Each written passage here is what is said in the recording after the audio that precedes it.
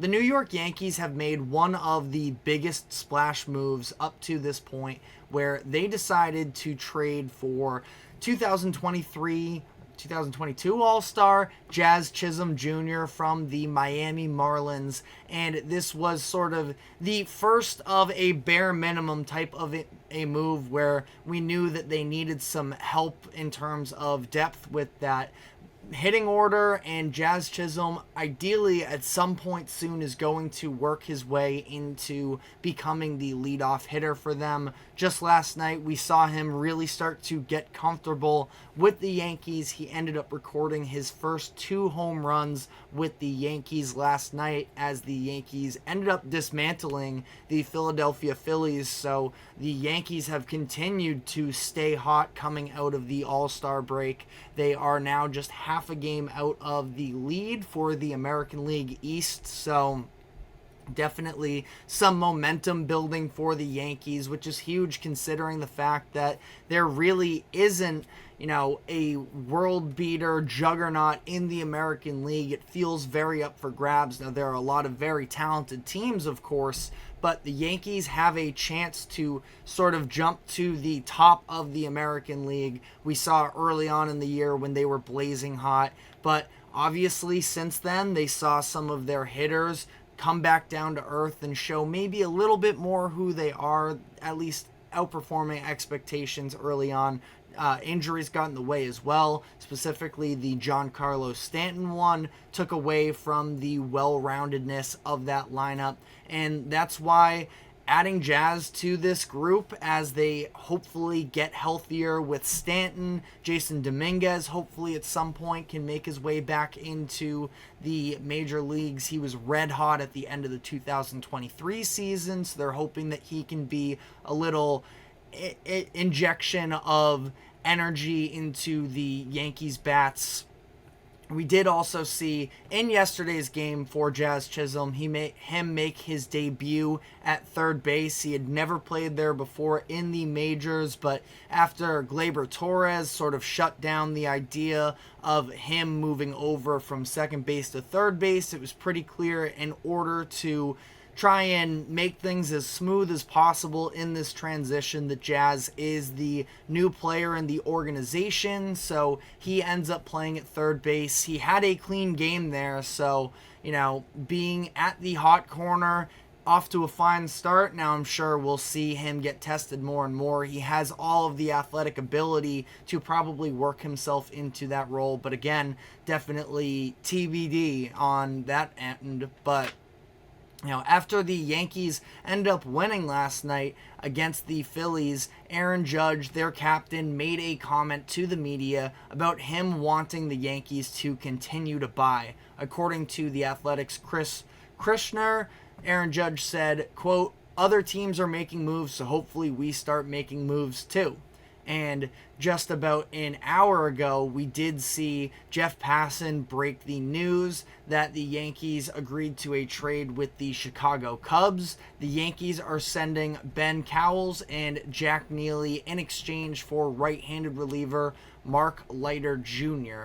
Leiter has a 4.21 ERA this season in 39 appearances, so at first glance, you might not feel great about it, but you look deeper into the numbers, he has a 2.11 FIP, so he has been very unlucky. He has been a very solid reliever for the Cubs for a number of years now, and you think that probably that ERA starts to come down as things even out in that department. The real standout number when you look at Leiter's resume is the 53 strikeouts this season in just 36 1/3 innings pitched. That equates to a 13.1 strikeouts per 9 innings. So that is definitely a positive, somebody that the Yankees feel like they can turn into. They don't even need to necessarily transform the entirety of what he is, but maybe just clean up around the edges, because if you go on to his Baseball Savant page for Leiter,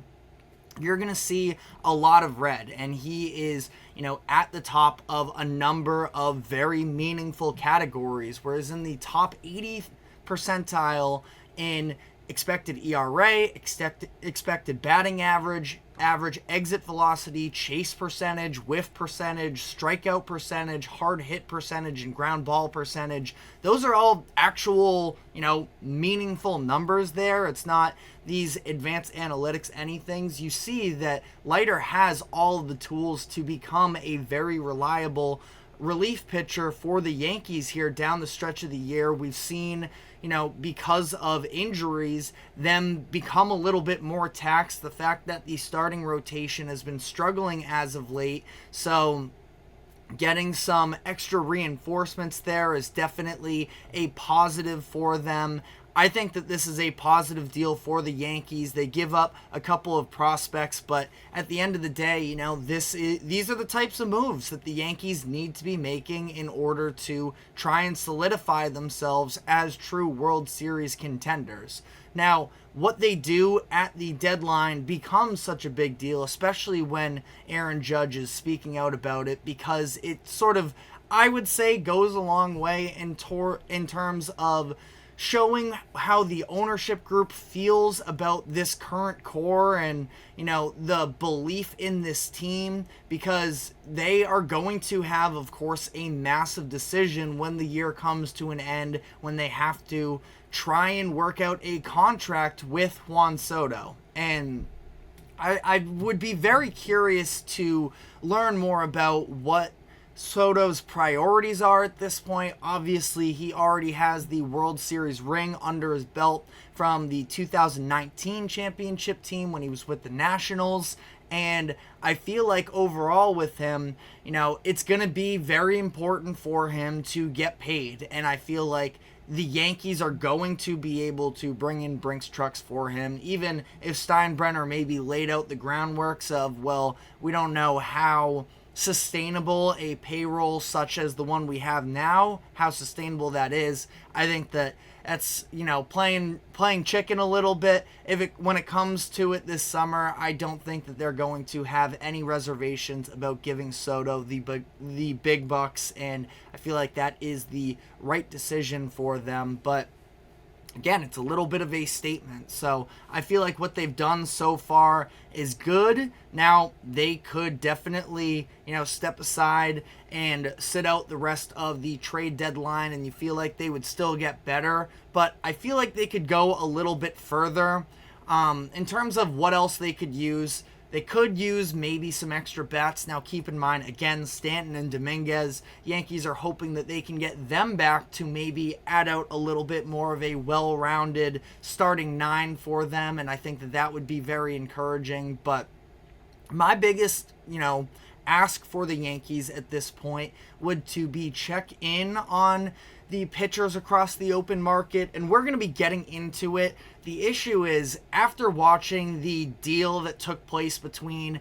the Astros and the Blue Jays and Yusei Kikuchi on his way to Houston, that was a very large haul of prospects in exchange for a mostly mediocre pitcher in Kikuchi. So the Yankees have been attached to Jack Flaherty, but at the same time, I think that it's going to be really tough for any of these, top names on the market. You look at Flaherty, you look at Blake Snell, Garrett Crochet, all of these players are probably going to now be very expensive given what the market was just set at with Kikuchi. And we've been hearing for weeks now that in this current structure of the MLB, it's a seller's market as it is, and that almost made it more difficult, I think, for other teams to get deals done for starting pitchers. So we will definitely have to wait and see a little bit on that note. But for the Yankees, I mentioned starting pitching mostly because of the fact that there's just a lot of, to some degree, unknown. You look at their starting five and, their rotation, it's a lot of notable names, but notable doesn't necessarily mean great. They have a 4.82 team ERA since the beginning of June. That is the third worst mark in the MLB during that time frame.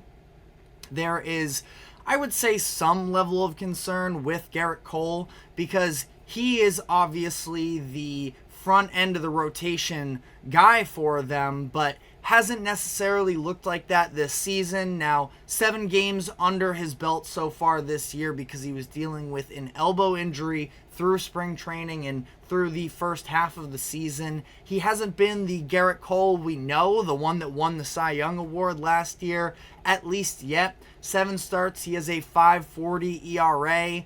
I think that he probably will.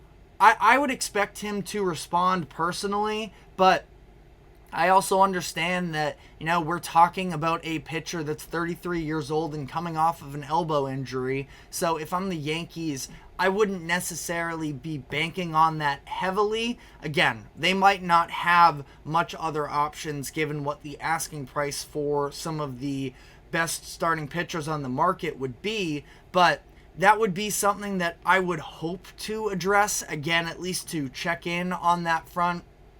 But, outside of Cole as well, again, some very notable names. I'm not really a huge fan of Rodon or Cortez. I do really like the upside of Luis Gil, but you do have to wonder, we've seen him have some bumps as of late, and he is going to be, I think, a good pitcher for a long time. But in his rookie season, how much are you going to trust him once we get to October is definitely a conversation, especially as we see these rotations shrink a little bit. I feel like they would definitely benefit from going out and getting a new arm, but again, like I mentioned, that market might be very expensive for starting pitchers because of the Kikuchi deal, which we are going to be diving into that and some of the other biggest trades that have taken place so far. But before we do so, we do have to take a quick break, and when we come back on the other side, we will keep you updated with all of